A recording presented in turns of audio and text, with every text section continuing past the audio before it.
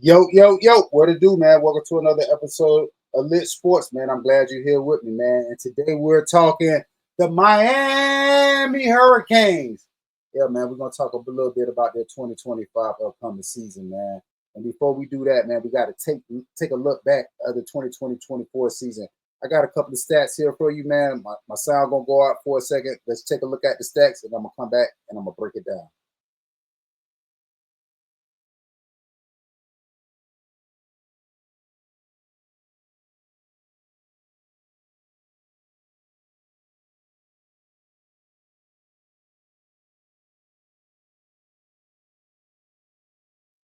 All right, man. We just looked at those stats from the 2024 season. As you can see, man, offensively, Miami just did their thing last year, averaging nearly 44, 45 points a game, over 500 yards, nearly 6, 7 yards per play.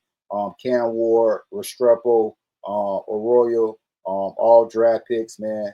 They really did their thing last year, man. They offense really had as a contention to be in the playoffs, but unfortunately, it's two sides of the ball. And as you can still see on the screen, defensively, man, we gave up 26, almost 27 points in a game last year, 70th in the nation, nearly 340 yards a game, nearly 5 yards per play, nearly 40% on third down. So, man, we was horrible everywhere. But I'm not gonna make any excuses. We did have injuries to the front line, such as Bain and Messador. Also, the back end wasn't as good as I thought it was going to be. Now, they do have the freshman OJ Fordrick coming back. I think that's his name. He's going to be a super sophomore this year. They added a lot of depth with the transfers in. So, and they also got a new defensive coordinator from the University of Miami. So they made a lot of moves on that side of the ball. Hopefully, that will sure some of the holes that they had last year. Offensively, like I said, man, what can you say? Cam Ward, the #1 draft pick, he did his thing. They broke historic numbers. He broke every passing record for a single season last year. So kudos to him also for being the #1 draft pick. So let's move forward a little bit now. What we're gonna do, since we talked about the 2024 stats, let's move up a little bit. Let's break down the schedule a little bit. So I'm gonna remove this and let's get into the schedule a little bit. And I'm gonna let y'all view the schedule, and I'll be right back.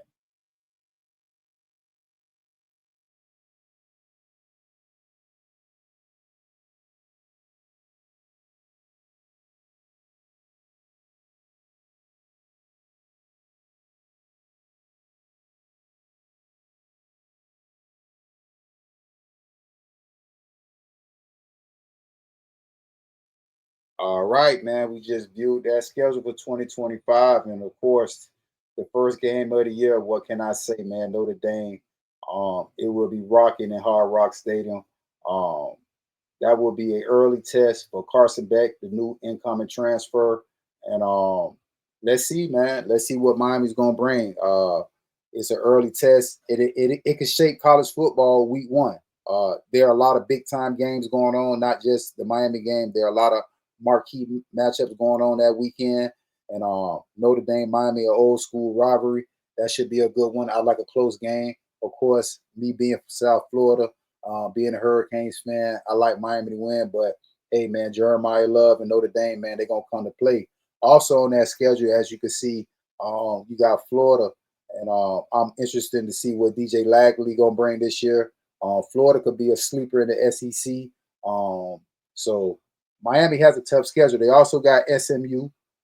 So they also got Louisville. So they have a very tough schedule. Now, could they migrate through this schedule undefeated? They very much can. All reports saying this is the best team they done had in 20 years down there. But they said that last year and we didn't get it done. But they also, I see some hiccups there. They can very well lose to Notre Dame. They can very well lose to SMU. They can very well lose to Florida. They can be tripped up by Florida State. They can be beat by NC State at the end of the year. They do have the talent to run the gauntlet, but they have a difficult schedule. I would say that is a difficult schedule. And if they go undefeated in with this schedule and make it to all the way to the ACC championship and complete that mission, yeah, no doubt they'll be in the playoffs. But even with that, I think with that type of schedule, they still can have one or two, no more than two losses and make the playoffs, but they will have to win the ACC championship. So again, Miami has a tall order this year, but they do have the roster. Like they keep saying, this is probably the best roster in 20 years. So we're gonna see. Like I say, week one, Miami kicks off Notre Dame. So right away, we're gonna know if Carson Beck is worth those $4 million. What we finna do real quick, we finna get back into the video, watch some more of the scrimmage. And actually, we were watching the wide receivers. That is a key group. That is the group that everybody is wondering about. They got the kid Daniels come in from LSU. They got the hometown hero JoJo Trader doing his thing on that. Of course, they got Malachi. So we gonna see if this group, because I believe this group comes up and steps up and plays big time. The sky's the limit for Miami. This is the most probably questionable group on the whole team right now. Who's going to be the playmakers on the outside? And if those guys come to play and mesh well with Carson Beck, man, look out. Miami could very well be in the playoffs and probably in the national championship. So let's get back at a little bit of this video real quick.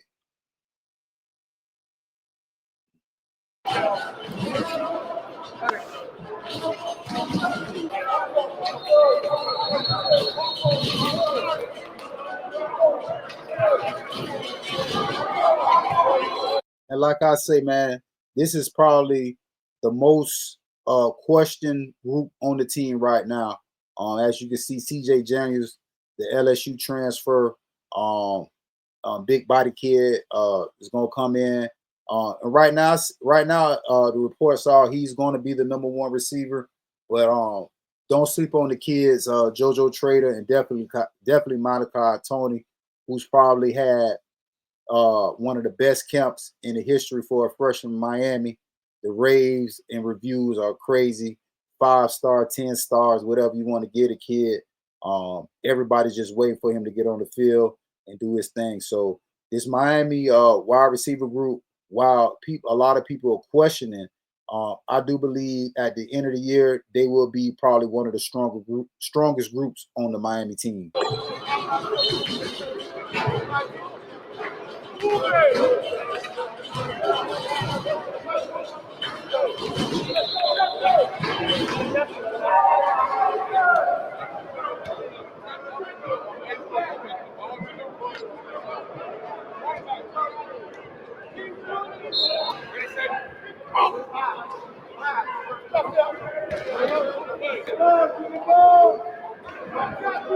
Also, I want to talk about their tight end group. We probably won't get to see them inside the video, but Elijah Lofton, man, he could be dynamite for Carson Beck. He could end up leading the team in touchdowns. I wouldn't say receiving yards. I will go with more with Daniels, Trader, Malachi Tony. But as far as touchdowns, red zone, he's a Swiss Army knife. The kid can line up all over the field. He wears #9 for Miami, so watch out for him. Elijah Lofton. They also got this kid Brockton, a transfer in. Kid is strong as hell, squatting 560. So Miami is definitely talented at all positions. And the only thing, can they put it together? Hopefully the defense can return to that old school Miami form that won 5 national championships. But we'll see.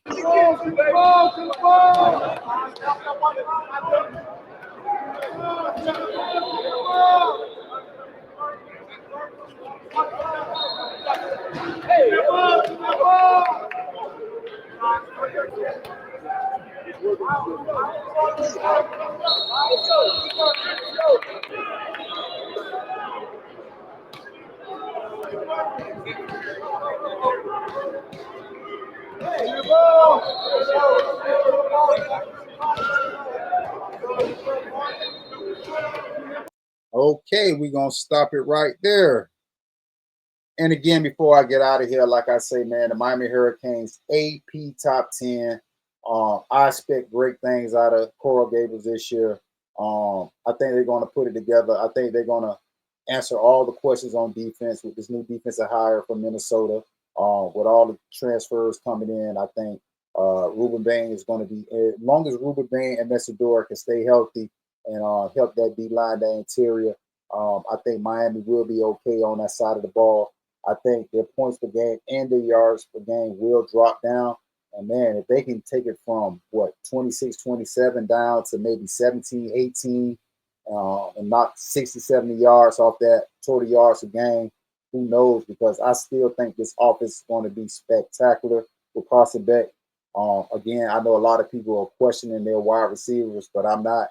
As somebody who in the South Florida area who watch Malachi Tony up close and personal, who don't watch JoJo Trader up close and personal, who was a teammate of Jeremiah Smith. I think Miami wide receivers will be spectacular this year with the addition with the kid Daniels and the tight end Lofton. I see a lot of great things for Miami, and that schedule is very difficult. But the key thing is Notre Dame and Florida are at home. They do have to go to Dallas for SMU, but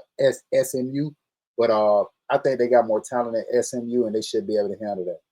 You get in the comments and let me know what Miami gonna do this year. Well, to the next time, Li+Sports, and make sure you like, subscribe, share, and please leave all comments below. You already know.